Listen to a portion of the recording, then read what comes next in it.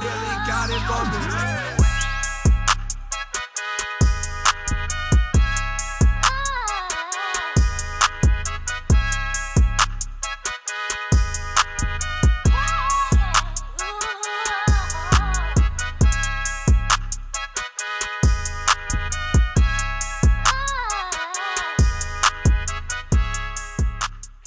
But hey, man, first off, thank you for coming along and doing this for us. And as part of this process, we're going to ask you a few questions, kind of get a little bit intimate with you and stuff like that. Me, I'm going to start with what we did yesterday, man. Man, tell the people what inspired you to want to put events like this together for kids and that nature. I just seen that it was something that needed to be filled in the community because the events, they have a lot of nightlife, clubs, parties. There's really nothing for the children, and there's nothing that brings the family together. It's either an adult party or a teen party or something for the children. So we didn't have an event that brought everybody together, which is why I started doing the community events. The first one was in 2018 for the first Black Panther movie. I originally wanted to do 50 kids out of my own pockets. I put the Facebook posts up. The community came together. There's like, here, get more, here, get more, here, get more. And it grew to 300 kids at the Winter Haven Cobb Theater. And that was a huge success. I had the community come together to do face painting. I had the purple carpet for the kids because they'll never get to experience anything like that. Like, that was some Hollywood style stuff. And they really enjoyed it. They really enjoyed it. I had head wraps, face painting. I had music. And the theater never seen anything like it. I was even blessed that they will allow me, a Black man, to go in there and say, hey, I want to bring a bunch of people in here to your theater and do an event. And it was nothing but God because they said yes, no hesitation. And it worked out. So I decided to do it again for Wakanda Forever. And my man here inspired me to go bigger. I was expecting 300 again. He said go bigger. So we ended up doing 500. And it was another huge success at the theater. Man, listen, y'all clap it up for that. Come on. Listen, come on. Listen, when I say that event was huge and the people that came along to try to be a part of it, to bring something together for this community, because we all know here in Polk, we kind of slow the stuff. We got surrounding communities that's on the ball, doing different things, pushing different initiatives and stuff like that. But in Polk, we still kind of want to take it a little bit slow. We know we still got that 70s, 60s vibe around here. And we just trying to get in modern times because we all see the world is speeding up and getting around. So definitely, man, thank you for doing what you did for the community, bringing me along. And, hey, I enjoyed it. I can't wait for the next movie, so you can tell me we ain't going to do it, then we're going to do it again. we doing it again. Okay. I have no say so. It's like whatever. You already bought the suit. We're doing it again. Okay. Man, y'all got it. If y'all ain't seen the social media, follow him on the social media. Check out that suit. Movie great suit. All right, so as an entrepreneur, I'm gonna take a step back. So what made you decide to become an entrepreneur? So what was it in your life that triggered you and say, you know what, man? I don't want to go work for somebody's job. I don't want to do no 9-to-5 stuff. I want to be my own boss. I want to be my own leader. What made you take on the path of, going in the direction you went? I just felt like I was too creative to work a 9-to-5. Okay. I've always been a creator. It started with when I was younger, I was drawing in class. Instead of doing work, I was drawing. Get in trouble for drawing. I ended up doing comic books. I was a newspaper for doing comic books. And from there, I went to college. And my creative, we always told to go to college, but most kids, they have their other dreams and aspirations. And parents force college on them. So when I got there, I was doing great in college, but it wasn't where my heart was. I started getting involved with creating music. And I had success. I don't know if you remember an artist named Lee Jett from Polk County, but he became hugely successful. I created all his beats. I helped write. I did his clothing and everything. And once again, being a creator. Once I got out of music, I got more into the apparel, started creating with the apparel. Once again, creating. And from that, I started doing 3D printing and creating that. So it's like, you have to be aware of what your passion is, because your passion may not be your passion. Some people may say, my passion is music. My passion is this, my passion is that. My passion is creating. And I just take it to the next level with my creating. So I think we need to be conscious of what our passion really is. because it could be a lot deeper. The root of my passion has been creating. And that's why I went from drawing stick figures to creating beats and music. Also videography. I did videography, music videos. I had it premiered on all the stations and everything. So creating. And now it's 3D printing. And now I'm creating opportunities for the community. That's good. Creating. That's good. Creating. That's what's up. So, if somebody in this room right now, one of our young entrepreneurs, anyone is just trying to figure out those loopholes, those tricks, what is one bit of advice you'll give anyone, regardless of what their business is, whether it's food, fashion, creating, whatever? What advice would you give them first off, what advice would you give them to minimize failure? First question. I'm gonna come back with the second later. I know. I'm putting you on the spot, but that's why I'm gonna come with the first one. So what have you learned in this process where, you know what, I'm glad I learned that step, but I'm not gonna repeat that one again? You have to find your target, first of all. That's the ultimate way to prevent failure, is your target. And when I got involved with creating T-shirts, you gotta understand, there's a need for shirts every day. Unfortunately, there's deaths. So people need RP memorial shirts. You have parties, you have bar mitzvahs, you have holidays. There's not a day that goes by that somebody does not need a shirt. For businesses, charities, for everything. Oh. RP. So you have to find a need. And once you find that need and you create, the people will go to you for that need. Because I don't have a day off. I have to take a day off because my inbox is so filled with, hey, I need a shirt for this, I need a shirt for that. It could be one shirt, up to 500 shirts, up to 1,000 shirts. But there's always a need for that. So once you find that need, then that puts you on the right path where you won't really have failure. Appreciate it. So what's that one bit of advice where you've been successful that you would give to somebody who's going into that process? Being different, because everybody's doing, there's a lot of people that's doing what you're doing. Like where I'm from, a lot of people are doing shirts. But what makes you different? I started with putting QR codes in shirts. Once I created them, if they had a sound clip, okay, like the RP shirt I did, I would ask them if they had a loved one that had a sound bite. It could be a voice message or anything, their last message or anything like that. I actually put the QR code on the shirt. So it wasn't just a memorial shirt. Once they scanned the shirt, they could hear their loved one's voice again. Anybody who scanned it. And it meant something. It was different. It was like, oh man, I didn't know you could do that. And the demand just kept coming. And then it was QR codes for babies' first words. I had a dear friend of mine who lost her daughter, and one of the QR codes I put in is for her daughter's heartbeat. So whenever she scanned that code with the phone on her shirt, she could hear her daughter's heartbeat. Just something that'll last forever, not a one and done use and throw it away. It's something they will cherish forever, and it has sentimental meaning. Hey, I can't top that. So I'm gonna throw one last thing at you. Then I'm gonna throw it out there to the audience. So, what's the next move for you as you see yourself becoming that super entrepreneur? Because you on your way to stardom, and I'm trying to catch a ride. You see, I'm grabbing on, right? So what's that next project you working on that's gonna say, hey, I'm here to the world? Well, I really want to move away from the custom T-shirts. Because there was a guy I met in Mexico on a trip of mine. And I'm the person, like many of you are, who loves to be hands-on. Like every shirt has to pass through me for quality control. That's why I'm hands-on with everything. I don't let anybody help. They like, you don't have anybody to help you? No, I do everything myself. But what he told me was you can either be hands-on or you can be rich. And I didn't quite understand that. I said, what do you mean? I said, no, this is my product. I want to make sure my name is on it and the quality is there. He said, I did the same thing you were doing. And right now, I'm by the pool, chilling. Somebody else is doing what I used to do. And I said, what about the quality? He said, you can't worry about quality. They have quality control for that. You think the owners of McDonald's, or every McDonald's location, checking everything? I said, no.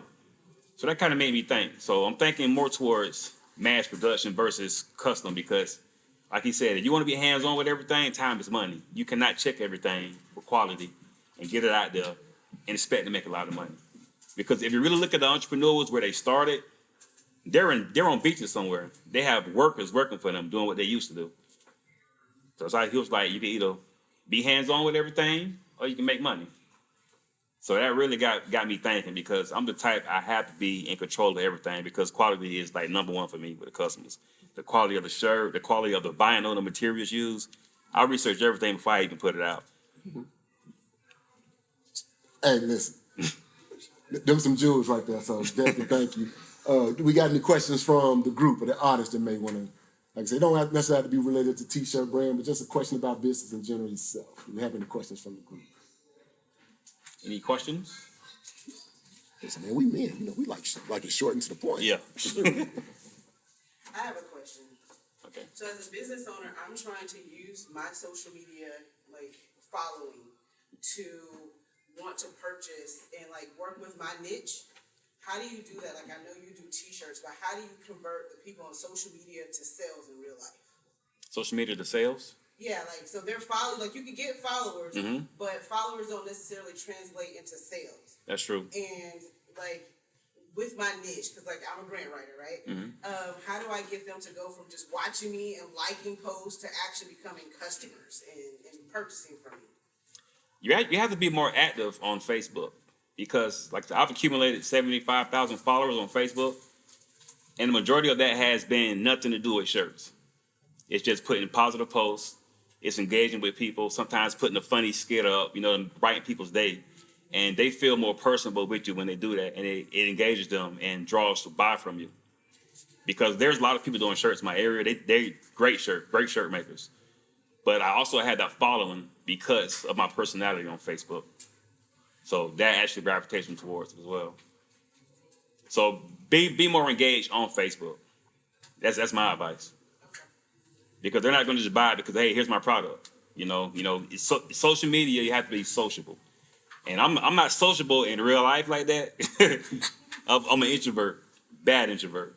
But on social media, you will never know, because my post is always going viral here, going viral there. I'm always engaging, but I'm an introvert. But just being engaged with the audience should bring more attention to your business. I appreciate that. Any other questions we have from the group? So how do you help get the support from the community? What is something that business can do to help get support from local people to help support them in their endeavors? It's quality and being creative, because they won't come to you for doing the same exact thing that somebody else is doing. You have to find that creative to get over. When I put the QR codes in the shirts, it was something real simple. It looked very complicated. It was real simple. And that was oh, he's doing something different. Let me see what else he got going on. And then I started incorporating the glitter vinyl with the shirts, the images of the glitter. And by being different, it made the community want to come to my product. So just think outside the box. If the crowd is going this way, find out what I can do to get over just a little bit with creativity. Hey, gotta love that. So, any more questions? Because I don't want to cut it short. Hey man, I know you ready. I know you ready. Oh, we got a question. There we go. So how do you grow your following on Facebook and Instagram? To be honest, I don't have the formula. I post. I really don't. I don't. I don't have to. I'll wake up and I have 10,000 followers. I'm like, how did they get here? And it'd be because it could be a post, it could be a skit, it could be anything that I do, and people continue to follow my page for positivity and what I'm doing for the community. I'll put a random post, a positive post in the morning, and it'll grow throughout the day. Next thing I know, I got 1,000 shares and 10,000 likes, and it's okay, this is what people are missing. So I started getting up every morning and engaging with them with positive posts throughout the day. And my page is straight positive. I don't have no negativity. I don't even curse on my page because my mama is a friend of mine. I'm very, I'm conscious of that. Because you can't get on there because people are buying from you. So if you get on there with a foul mouth and you're beefing with what's the name from down the street on your page, they're looking at that I don't think I want to do business with that person. And that's a lot what I see on Facebook. They bring their personal life into their business life, and you have to separate the two. You cannot bring those two together. But if you're a positive person, you don't have to separate. Thank you. So basically, I just need to be a little more open and put it out there a little more. You have to be, because you have to understand, people are seeing your posts on their news feed every day. They choose to skip it, but they see it. Yeah. You keep posting. You keep posting. You be creative. Do a video. Do a skit wearing a shirt. You know, you have to be your own advertisement. You can't just put your product up and be like, hey, buy my product. You know, Yeah. Reach out to other people. Give shirts for free. I've done that too, but I've given shirts for free. Yeah. And they'll wear the shirt and they'll see someone in public. Hey, where you get that shirt from? Oh, such and such. You can't be afraid to have a heart when it comes to business. Some people are strictly business. You have to have a heart with your business as well. And that's got me over a lot. There's been people, I know you're supposed to take money up front for shirts, but I've had situations where it's been an emergency. They couldn't meet me directly for the money for the shirts, but they needed them. And I said, you know what? I'm going to do this for them. I know how it is. I had the shirts made, and I ended up getting the money on the back end. But that's what you separate heart from business, because people are, sometimes they're in situations. If they have RP shirts, they have to collect money from every individual, you know? And what keeps me ahead is I always have my inventory. I have it stocked. So let's say, here's a tip, white shirts. They're going to always need white shirts. Even if they want to order and they say, hey, I need red shirts for a funeral, blah, blah, blah. Well, red is going to take me a while to get. I have white. That'll do. I have white shirts in stock, quantity of 20 for each size.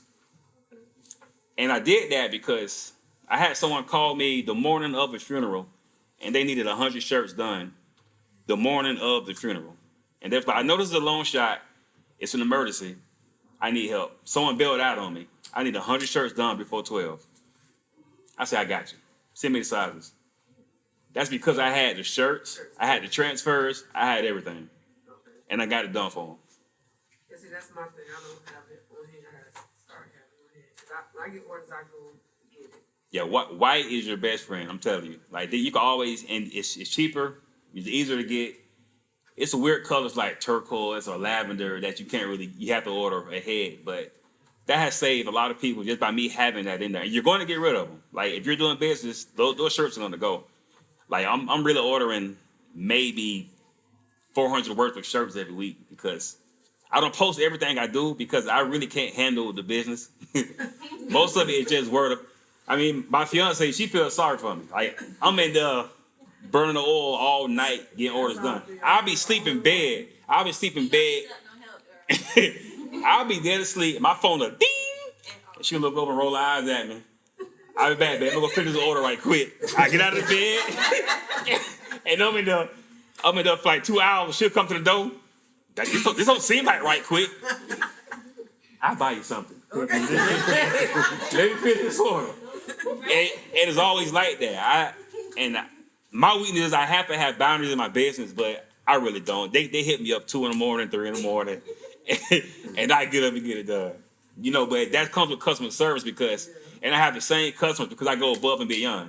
Not only that, I deliver my shirts. Yeah, I know. If they can't get to me, I have a car full of shirts, and she'll tell you. I ask for the address. I leave it in the mailbox. I'm like the mailman. The shirts are folded package. Leave it in the mailbox. Send a picture. Hey, your shirt's in the mailbox. Go on to the next one. Oh yeah, I know you one of your customers. You feel me? Meet them late at night. But that's going above and beyond. You have to do what others aren't doing. And that's the main reason why I have repeat customers. And because you need a shirt on? Yeah, I ain't here to bring it to you. You know? Yeah. I can't do that now because I'm kind of getting out of that because it's so busy. But if I can, if you're near me, you can't get to the shirts, I'll bring them to you. You have to go above and beyond with the customer service. That's comes with putting the heart into your business.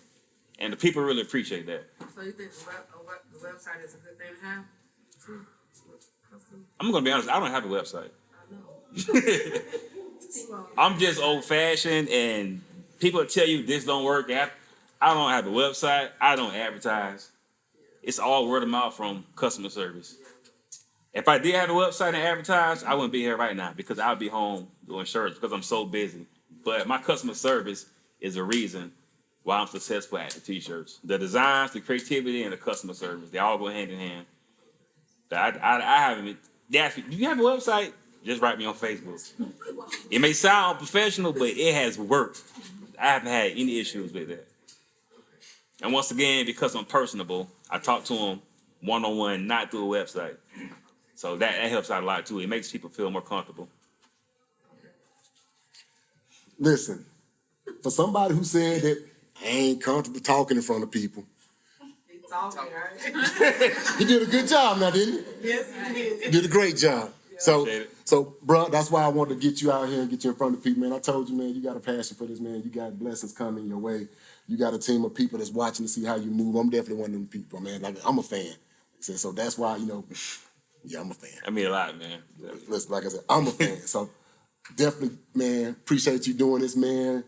This successful, man. We know it's great things to come from you. Y'all give it up for my bro. Clap it up for him. Appreciate it.